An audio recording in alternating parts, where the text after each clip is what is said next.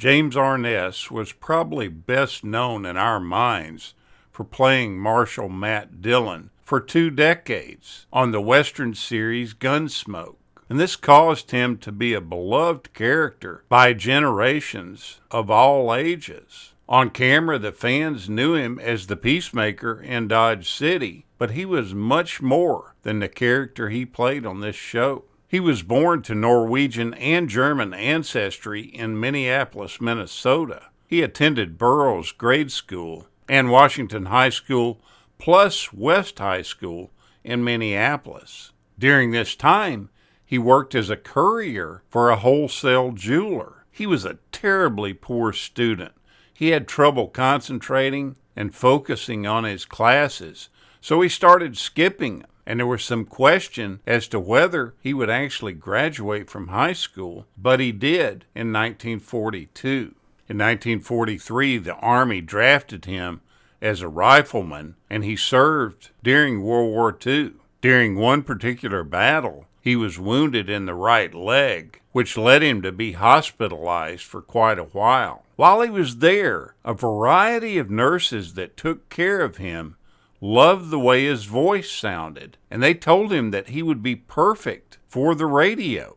This got the cogs in Arness's brain turning, and after he was discharged, he went on to take the nurses' advice. And that's basically what got his start in the entertainment industry, by sliding into radio work. Later on, he ended up moving to Hollywood to pursue his acting career.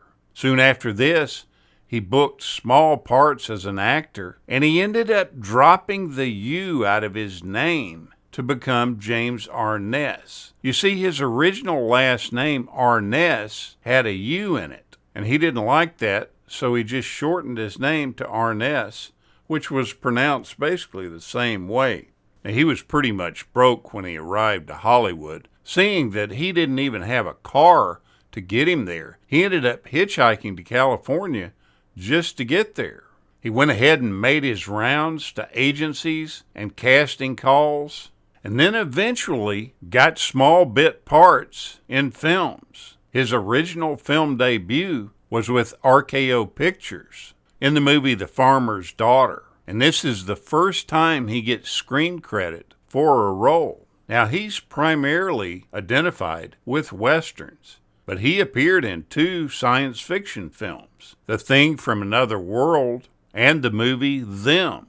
He was a pretty close friend of John Wayne's, and he co-starred with him in Big Jim McLean, Hondo, Island in the Sky, The Sea Chase, and worked in other movies with John Wayne's company. Later on in 1988, he worked on a remake of John Wayne's 1948 classic, Red River. But the show that made him a household name was Gunsmoke, and that began originally on radio, and a few years later it transitioned into television in 1955. His friend and fellow Western star John Wayne suggested the then 32-year-old Arness for the role on Gunsmoke. There's been some rumors that John Wayne himself was offered the role and didn't want to take it, and then passed it on to Arness.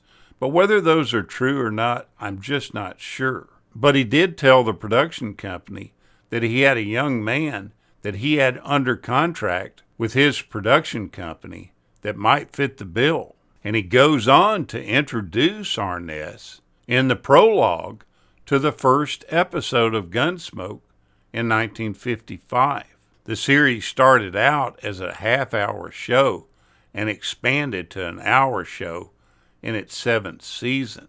Gunsmoke was one of the earliest adult westerns, centering around the exploits of Marshal Matt Dillon in the frontier town of Dodge City, Kansas, taking place in and around 1873. Doc Adams, played by Milburn Stone, was his kindly companion, and he played the town physician who spent many hours chugging beers at the Long Branch Saloon that was owned and operated by the shapely Miss Kitty Russell.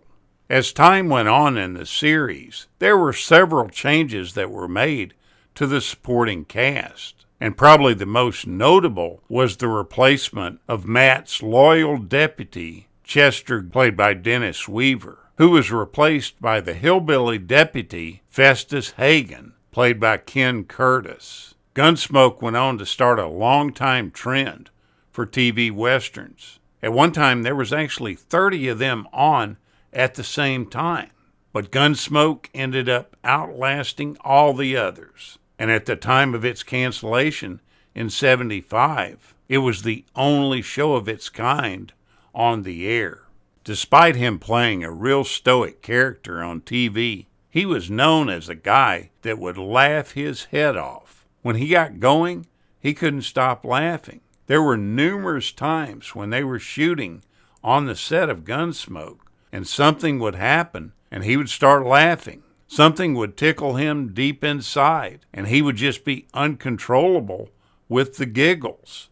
It would actually stop production for periods of time. Now, a lot of people thought that he was stuck up and wasn't a very personable actor. And that's probably true in the fact that he disdained publicity, and he actually banned reporters from the Gunsmoke set. He was really just a shy and sensitive man who wanted to do his job and didn't look at himself as a star or a hero. He's a guy that enjoyed poetry, sailboat racing, and surfing. In 1948, he married Virginia Chapman, and they adopted a son named Craig.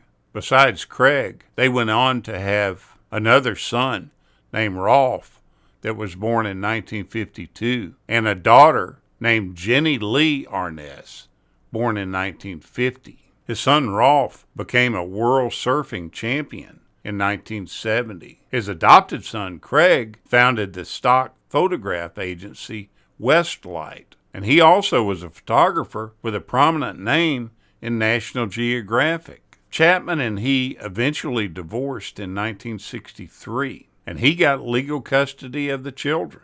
Now, one of the most troubling times of his life was shortly after the show was canceled. You see, at that time, his daughter, who had struggled with depression and had tried to commit suicide 2 earlier times, was found dead from a drug overdose in 1975. This was extremely hard on the stoic actor. As you can imagine, how does a parent deal with that? And then to top everything off and to make things worse, his ex-wife Virginia died of a drug overdose too in 1977, just 2 years after he had experienced this torment from his daughter's death. These two events shook him to the bone.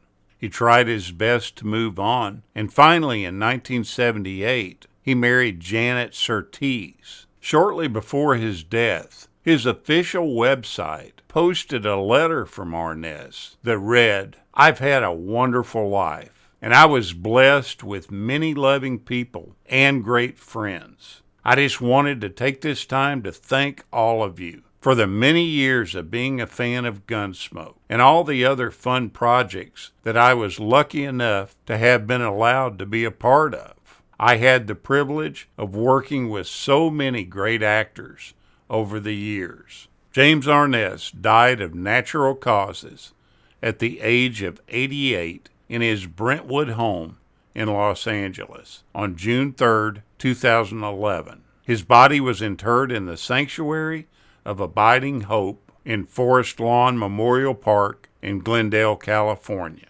Thank you, James Arness, for the great characters that you played, especially Matt Dillon. Rest in peace. Thank you so much for watching, and we'll continue to chase the classics.